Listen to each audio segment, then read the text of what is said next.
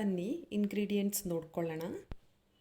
ಅರ್ಧ kg mutton, 2 ದೊಡ್ಡ ಈರುಳ್ಳಿ, ಶುಂಠಿ ಬೆಳ್ಳುಳ್ಳಿ ಪೇಸ್ಟ್ 2 ಸ್ಪೂನು, 1 ಸ್ಪೂನ್ನಷ್ಟು ಧನಿಯಾ ಪೌಡರ್, 1/4 ಚಮಚದಷ್ಟು ಸೋಂಪು ಕಾಳು, ಒಂದು 10ರಿಂದ 15 ಕಾಳು ಮೆಣಸು, 3 ಏಲಕ್ಕಿ, 4 ಲವಂಗ, 1 ಇಂಚಷ್ಟು ಚಕ್ಕೆ, 8ರಿಂದ 9 ಬಾದಾಮಿ, 4 ಒಣಮೆಣಸಿನ್ಕಾಯಿ, 1 ಎಲೆನ ಮುರಿದು ಇಟ್ಕೊಂಡಿದ್ದೀನಿ, 2 ಸ್ಪೂನ್ನಷ್ಟು ಕರಿಬೇವಿನ ಸೊಪ್ಪು, 4 ಹಸಿರು ಮೆಣಸಿನ್ಕಾಯಿನ ಸೀಳಿ ಇಟ್ಕೊಂಡಿದ್ದೀನಿ.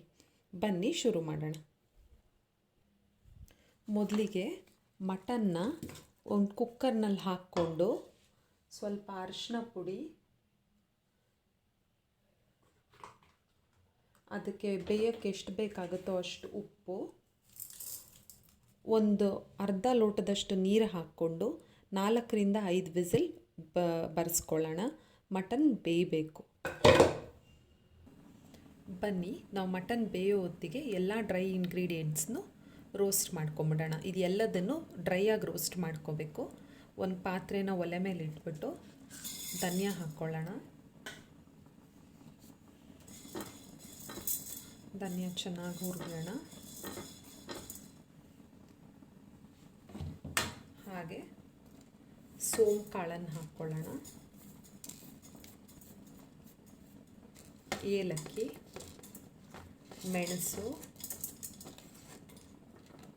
ಲವಂಗ, ಚಕ್ಕೆ, ಎಲೆ, ಮೆಣಸಿನ್ಕಾಯಿ, ಒಣಮೆಣಸಿನ್ಕಾಯಿ, ಬಾದಾಮಿ ಇಷ್ಟನ್ನು ಡ್ರೈಯಾಗೆ ಹುರ್ಕೊಳ್ಳೋಣ. ಯಾವುದಕ್ಕೂ ಎಣ್ಣೆ ಹಾಕ್ಕೋಬಾರ್ದು.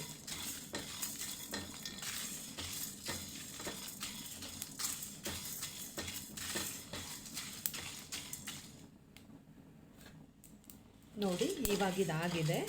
ಇದನ್ನು ನಾವು ಒಂದು ಮಿಕ್ಸಿಗೆ ಹಾಕ್ಕೊಂಡು ಡ್ರೈ ಗ್ರೈಂಡ್ ಮಾಡ್ಕೊಳ್ಳೋಣ.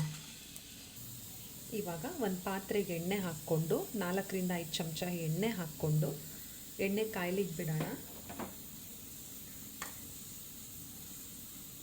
ಇವಾಗ ಎಣ್ಣೆ ಕಾದಿದೆ, ಅದಕ್ಕೆ ಈರುಳ್ಳಿ ಹಾಕ್ಕೊಳ್ಳೋಣ.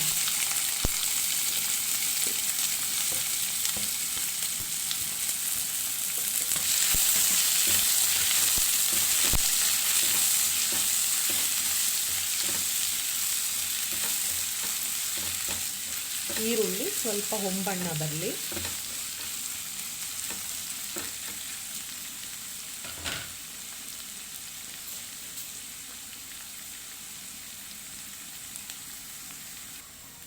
ಇವಾಗ ಇದಕ್ಕೆ ಹಸಿರು ಮೆಣಸಿನ್ಕಾಯಿ ಸೇರಿಸ್ಕೊಳ್ಳೋಣ.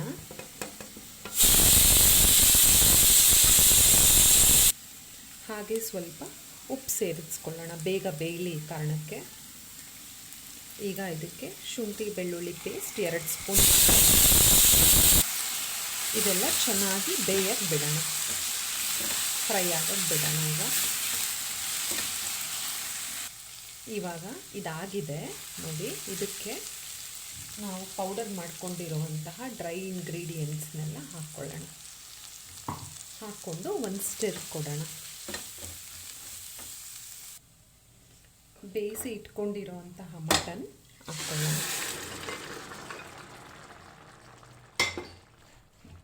ಇದು ಚೆನ್ನಾಗಿ ಇದರಲ್ಲಿ ಬೆಂದ್ಕೊಳ್ಳಿ.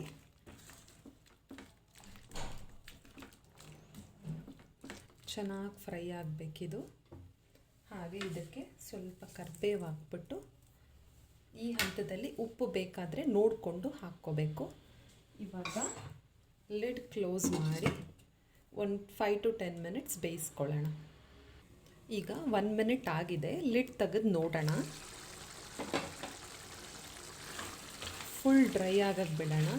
ಮಟನ್ ಸುಕ್ಕ ಆಗಿರೋದ್ರಿಂದ ಕಂಪ್ಲೀಟ್ ಡ್ರೈ ಆಗಕ್ಕೆ ಬಿಡೋಣ. ಇಲ್ಲ ಅಂದರೆ ಸ್ವಲ್ಪ ಗ್ರೇವಿ ಬೇಕಂದರೆ ಈ ಹಂತದಲ್ಲಿ ಇಳಿಸ್ಕೊಬೋದು. ನಮ್ಮ ಮಟನ್ ಆಗಲೇ ಕುಕ್ ಆಗಿರೋದ್ರಿಂದ ಬರೀ ಮಸಾಲ ಹಿಡ್ಕೊಂಡ್ರೆ ಸಾಕಾಗತ್ತೆ. ಈಗ ಇನ್ನೊಂದು 2 ಮಿನಿಟ್ಸ್ ಆರ್ 1ರಿಂದ 1.5 ನಿಮಿಷ ಬೇಯಿಸ್ಕೊಂಡ್ರೆ ಸಾಕಾಗುತ್ತೆ. ಇವಾಗ 1-1/4 ನಿಮಿಷ ಆಗಿದೆ. ಈಗ ತೆಗೆದು ನೋಡೋಣ. ಅಮೇಝಿಂಗಾಗಿ ಆಗಿದೆ. ಅರೋಮನೂ ಕೂಡ ಚೆನ್ನಾಗಿ ಬರ್ತಾ ಇದೆ, ಎಲ್ಲ ಡ್ರೈ ಕೂಡ ಆಗಿದೆ. ಈ ಹಂತದಲ್ಲಿ ಇಳಿಸ್ಕೊಂಡ್ಬಿಡೋಣ, ಯಾಕಂದರೆ ತಣ್ಣಗಾದ್ಮೇಲೆ ಇನ್ನೂ ಕೂಡ ಗಟ್ಟಿ ಆಗುತ್ತೆ. ಸೊ ಫ್ರೆಂಡ್ಸ್, ನಾವೀಗ ಬೇರೆ ಪಾತ್ರೆಗೆ ಟ್ರಾನ್ಸ್ಫರ್ ಮಾಡ್ಕೊಳ್ಳೋಣ.